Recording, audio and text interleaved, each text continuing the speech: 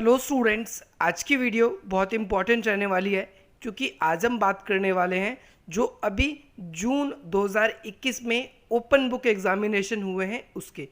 बहुत सारे स्टूडेंट्स ऐसे हैं जिनके पास में ऑटो सबमिट का ईमेल आया है और बहुत सारे ऐसे स्टूडेंट्स हैं जिनके पास में ऑटो सबमिट का कोई ईमेल नहीं आया है। इसके बाद में बहुत सारे स्टूडेंट्स ऐसे हैं जिनके मन में ये डाउट आ रहे हैं और लगातार वे अपनी क्वेरी है जो हमें शेयर कर रहे हैं। जैसे जिन्हें मेल आया है वो ये सोच रहे हैं कि भाई मुझे ये मेल क्यों आया है, क्योंकि ये मेरे सेकंड या थर्ड दोस्त को तो आया नहीं। और दूसरी बात, ऐसे स्टूडेंट्स जिन्हें ये मेल नहीं आया है उनकी भी थोड़ी सी ये चिंता है कि भाई मेरे दोस्त के पास जब ये ईमेल आया है तो मेरे पास में ये मेल क्यों नहीं आया। सो गाइस, बहुत सारी कन्फ्यूज़न है आपके मन में, लेकिन आज की इस वीडियो को देखने के बाद में आपकी ऑटो सबमिट से संबंधित सारी की सारी जो टेंशन है, सारी की सारी जो कन्फ्यूज़न है वो दूर होने वाली है। सबसे पहले आप लोगों का ये समझना ज़रूरी है कि भाई ये ऑटो सबमिट का मतलब क्या होता है। यहाँ पर मैं आप लोगों को पहले ही क्लियर कर दूँ कि भाई ये ओपन बुक एग्जामिनेशन जब हुए हैं आप लोगों के जून 2021 में अभी, सो बहुत सारे स्टूडेंट्स ऐसे थे जिन्होंने अपने समय रहते हुए ही अपने जो आंसर्स थे अपने OBE के पोर्टल में सबमिट कर दिए। इसके अलावा बहुत सारे स्टूडेंट्स ऐसे भी रहे हैं जिन्होंने अपने आंसर्स जो हैं वो OBE के पोर्टल में सबमिट नहीं कर पाए और उन्होंने अलग से एक एडिशनल आवर जो आपको मिला था आपने उसका प्रयोग किया है, उसमें अपने एविडेंस को अटैच किया है कि भाई मेरे आंसर अपलोड ना होने का कारण ये था, या तो नेट अच्छे से काम नहीं किया या फिर वेबसाइट पे ग्लिच था। तो दूसरी चीज़ ये रही। तीसरी बात ये है कि भाई अब जिन बच्चों ने मेल से सेंड किया उनके मेल पे कोई भी वहाँ से रिवर्ट मेल नहीं आया। बहुत सारे स्टूडेंट्स ऐसे रहे जो मेल कर भी रहे थे तो उन्हें ब्लॉक कर दिया गया। और सबसे बड़ी कन्फ्यूज़न ये ऑटो सबमिट की कि भाई बहुत सारे स्टूडेंट्स ऐसे कह रहे हैं कि सर मैंने तो अपने जो ये आंसर्स है वो टाइमली सबमिट कर दिए और मेरे पास में वहाँ से ईमेल भी आ गया। जैसे कि आप सभी के पास में ऐसा ईमेल आ भी गया होगा कि भाई सर हमने अपने आंसर को सबमिट किया। जैसे आपने क्वेश्चन नंबर 1 अटेंड किया तो क्वेश्चन नंबर 1 के आगे जितनी भी फाइल आपने अटैच करी वहाँ पर लिखा हुआ आ जा रहा है। क्वेश्चन नंबर 2 अटेंड किया तो कितनी फाइल आपने अटैच करी है वो लिखा हुआ आ जा रहा है। तो क्वेश्चन वाइज आ जा रहा है। लेकिन वो मेल आने के बाद भी बहुत सारे स्टूडेंट्स ऐसे हैं जिनके पास में एक अलग से ईमेल आता है और वो है ऑटो सबमिट का, और उनकी स्क्रीन पर ये लिखा हुआ आता है कि भाई आपने तो, बहुत सारे स्टूडेंट्स ये कह रहे हैं कि सर हमने तो ये आंसर सबमिट ही नहीं करे। जैसे पहला आंसर मैंने किया, दूसरा किया, फिर पांचवा किया और छठा किया question answer upload.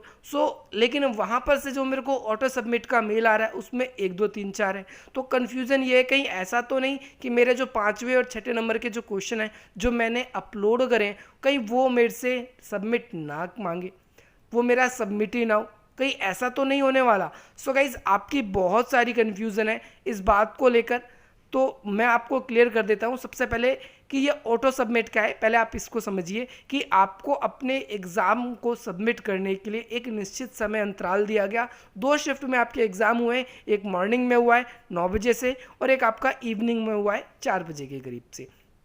So guys, आप लोगों को 4 घंटे का समय मिला। इस 4 घंटे के अंदर बहुत सारे स्टूडेंट्स ने सबमिट कर दिए, लेकिन बहुत सारे स्टूडेंट्स ऐसे हैं जिन्होंने अपने आंसर्स को सबमिट नहीं कर पाए। सो गाइस, आप लोगों का जो पेपर है वो ऑटो सबमिट हो जाता है, बट ये जो ऑटो सबमिट का सिस्टम है वो अब की बार कुछ था ही नहीं। ना ही ये मार्च 2020 में जब फर्स्ट सेमेस्टर और थर्ड सेमेस्टर के ओपन बुक एग्जामिनेशन हुए उसमें भी ऑटो सबमिट का कोई सिस्टम नहीं था। लेकिन अगर मैं बात करूं लास्ट ईयर जो अगस्त और सितंबर में जो 2 फेज़ में आपके ओपन बुक एग्जामिनेशन हुए थे, जब पहली बार दिल्ली यूनिवर्सिटी ने इन एग्ज़ाम्स को ऑर्गेनाइज़ किया था, उस समय ऐसा था कि अगर आपने अपने समय रहते हुए अपने आंसर्स को अपलोड नहीं किया तो वहाँ से आपको ईमेल आ जाता था कि भाई आपका जो रिस्पॉन्स है वो ऑटो सबमिट हो गया है। इसके बारे में हमने बहुत सारी वीडियोस भी बनाई है। आप लास्ट ईयर जो बच्चे स्टूडेंट्स अपने एग्जाम्स दे रहे थे उस समय, तो आप लोगों के लिए वीडियो के डिस्क्रिप्शन बॉक्स में हमने लिंक दे दिया है, अगर आपको देखना हो तो आप देख सकते हैं।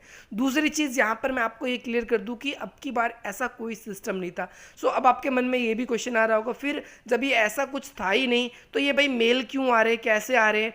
तो भाई मैं आपको बता दूं इसका आंसर कि जो ये मेल आ रहे हैं आपके पास में, ये होते हैं system generated email. System generated email किन्हें कहा जाता है कि जब एक ही समय पर बहुत सारे स्टूडेंट्स, बहुत सारे कैंडिडेट जब कोई काम कर रहे होते हैं और उनको एक ही बार में जब उन्हें नोटिफिकेशन भेजना होता है या उन्हें कोई भी अपडेट भेजना होता है, तो वो एक बार में ही सबको मार्क करके भेज देते हैं। इसे बोलते हैं हम सिस्टम जनरेटेड। एक ही साथ में बहुत सारे स्टूडेंट्स को क्या कर दिया जाता है, भेज दिया जाता है। जैसे मैं आपको कुछ एग्जांपल दे देता हूं कि जैसे आप लोगों ने कभी भी एसएल से बुक ली हो, स्टडी मटेरियल के लिए आपके पास में मैसेज आता है, तो ठीक इसी प्रकार के मैसेजेस जो है आपके फ्रेंड के पास भी आता है। आपके पास आए हुए अभी 1 घंटा हुआ है, हो सकता है उसको 1 घंटे बाद आता है, 2 घंटे बाद आता है। सो गाइस सबके पास में भेजा जाता है और जिस हिसाब से भी ट्रैफिक होता है उस हिसाब से आप तक पहुंचता है ये। तो ऐसे ही सिस्टम जनरेटेड आपके पास में मैसेजेस पीसीपी क्लासेस के लिए भी आते हैं। इसके अलावा जब आपका एडमिट कार्ड इशू किया जाता है दिल्ली यूनिवर्सिटी की ओर से, एसयूएल की ओर से, तो तब भी आप लोगों के पास में भेजे जाते हैं।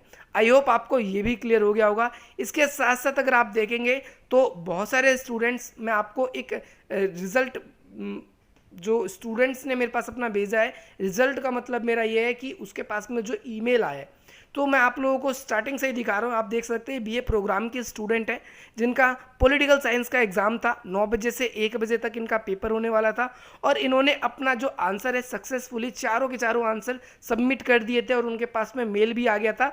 कब सबमिट किए थे इन्होंने? 12:53 पर। सब कुछ सक्सेसफुली हो गया, सबमिट हो गया, मेल भी आ गया, टेंशन खत्म हो गई। लेकिन शाम के टाइम इनके पास में एक रिवर्ट में मेल आता है। कहाँ से? दिल्ली यूनिवर्सिटी की ओर से नो रिप्लाई का, कि भाई आप लोगों का जो रिस्पांस है वो ऑटो सबमिट हुआ। सो गाइज आप लोगों के पास में भी अगर इसी प्रकार के कोई भी ईमेल आए हैं तो आप लोगों को चिंता करने की ज़रूरत नहीं है, ये सिस्टम जनरेटेड है।